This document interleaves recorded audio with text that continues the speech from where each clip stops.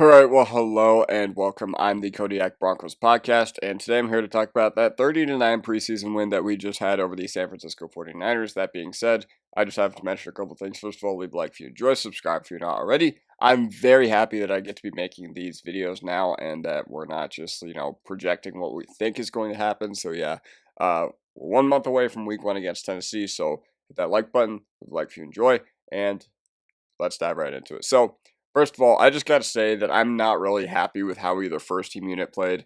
The offense, I guess, maybe give them a bit of a pass, but again, this was a San Francisco team that has lost a lot of dudes on both sides of the ball this past offseason. Therefore, I'm not going to give them any grace. I'm not going to give them any passes there because you know what? This is a team that you should have come out. You should have absolutely scored on.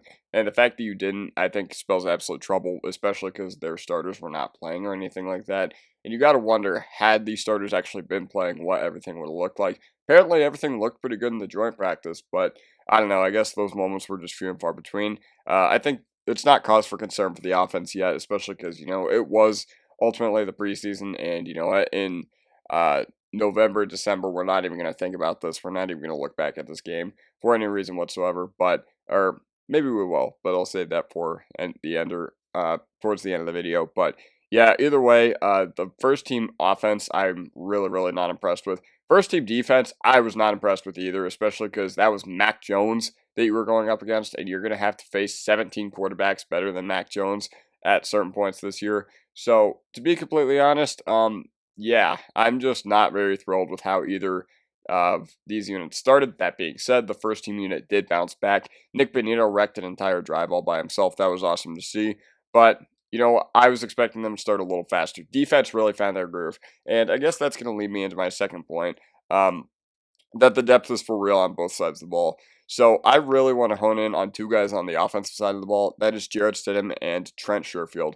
Holy cow, those dudes came into this game on a mission to come out and drop haymakers and show that they are ready to play for the Denver Broncos in Week 1, 2025. And obviously, I wasn't concerned about either of this guy's spot on the team. Like, maybe if someone emerged, Sherfield could have been a guy who was cut, but I think after tonight, that's completely put to test, especially because Sherfield did that against his former team.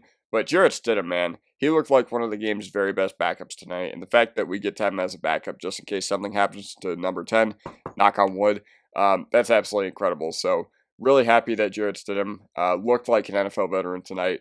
He didn't look like a journeyman quarterback. He looked like an NFL veteran tonight. So that was cool.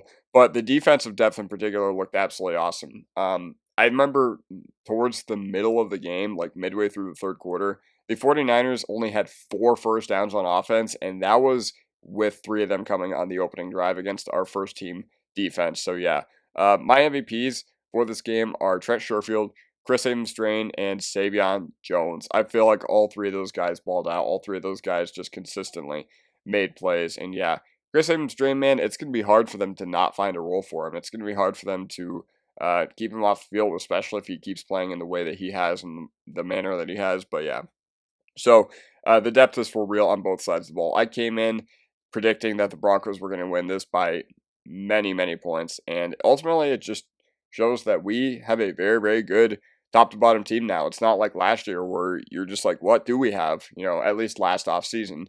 I was talking summer 2024, and now you're going to this part of the year in summer 2025, and you're just like, what don't we have? So yeah, that was really, really cool to see. Number 3, I thought all of the running backs ran very hard tonight.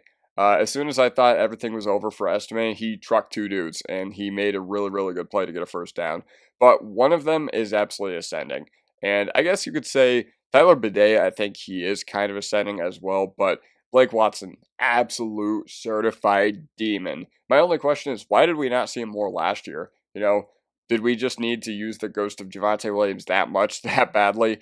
But nah, I kid. But it was really cool to see the RB deployment because RJ Harvey was the first second down running back, whereas J.K. Dobbins was the third down running back. And to be completely honest, I think that's what the role should be, especially because RJ Harvey is the explosive dude, and J.K. Dobbins, in my opinion, is the better short yardage back, and also you want to trust him a little bit more in pass protection than you want to RJ Harvey, at least for this upcoming year. So, yeah, that was really cool to see. I don't have that listed in my notes, but that was a little interesting. I thought Harvey would be like the third down back. But regardless, Tyler Bidet also belongs on this 53-man roster, in my opinion.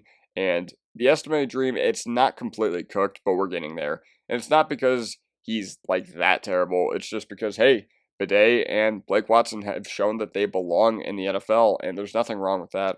But Jaleel McLaughlin also looks like he's the odd man out. I know he had that nice, really long run, but to be honest, I just think that Bidet and Watson are just currently running better than him, and then the only two guys who are perfectly safe in this backfield are Dobbins and Harvey. So yeah, that's how I'm feeling about the running back room. And my overarching point is, I wanted this running back room to be gutted to the ground. I wanted them to start fresh with the running back room, and it looks like the Broncos are taking what I had hoped and putting it into action. I was just like, all right, everybody from last year, get rid of all of them. And that may have been an overreaction. Maybe Estime could have stayed on the field, but I've been saying all offseason that, hey, I don't think enough was being made of Audric Estime's benching in the playoff game in Buffalo, but I think that's really coming to fruition now. I think Estime, it's very telling that he's out there running, with 5 minutes left in the fourth quarter against dudes who are literally going to be selling insurance next week. So, yeah, I don't care that they used a pick on him. I think that the dream is gearing towards being over. Number 4. Jeremy Crawshaw was completely all over the place, and I would say it was more rough than good. Like, the potential is there. You just need to see him put it together, especially because he did have some hang time, and the one really good punt he did have, I would say that the Gunners completely let him down, and they let the San Francisco guy go upfield or whatever. But yeah, this is a mental battle, especially for the young dudes entering the NFL. Like, he still is a rookie at the end of the day, so we'll see if he can just get everything under control, get those rookie jitters out of the way. And I will give him the benefit of the doubt because Sean Payton rarely has poor special teams units, and Darren Rizzi is going to spend a lot of time with Crawshaw to make sure that he can become the absolute demon that the Broncos want him to. But yeah, no, if you're going to punt, I guess 30 net yards while we're at midfield, I guess this was the time to do it. But let's get those kinks ironed out before we take the field against Tennessee. Number 5, your wide receiver 2 is, you see it in the slideshow, but the reason this was interesting to me is because I wanted to see how the wide receivers were deployed behind Courtland Sutton this past year, or this upcoming year. And while it still looks to be a specialized role, like I didn't see this guy running a ton of downfield routes. Your wide receiver 2 is Marvin Mims, and your wide receiver 3 is Troy Franklin. And listen, Devon Vele has been gassed up as the wide receiver 2 all camp, but I don't know. It just seems like whatever he was dealing with that kept him out of practice for a little bit. Still, he has not recovered from, and honestly, right now, he seems to be wide receiver 4 at best, and that's before Trent Sherfield went absolutely nuclear tonight. But yeah, I think, Andy said, one of my good friends, CU Andy, said, or Andy NFL on Twitter, said that his overreaction to this game is that Devon Bailey is the wide receiver 6, and honestly, that's not a bad thing. It just means that everybody else is right now punching above their weight, which, you know what, good problem to have, especially because of how good Vele was down the stretch for us last year, but he was a 7th-round pick for a reason. Even though he played pretty well for us last year, more than we could have hoped for a 7th-round pick to do so in a passing offense that really needed some time to get going. Like, I don't know. It seems a little weird what's going on with Devon Bailey, but our wide receiver 2 is Marvin Mims, and our wide receiver 3 is Troy Franklin. He made a heck of a catch over the middle of the field tonight. I thought it was interesting that the only guys that did not run with the 2s were Marvin Mims and Courtland Sutton. I thought that was very telling as to how this coaching staff views him.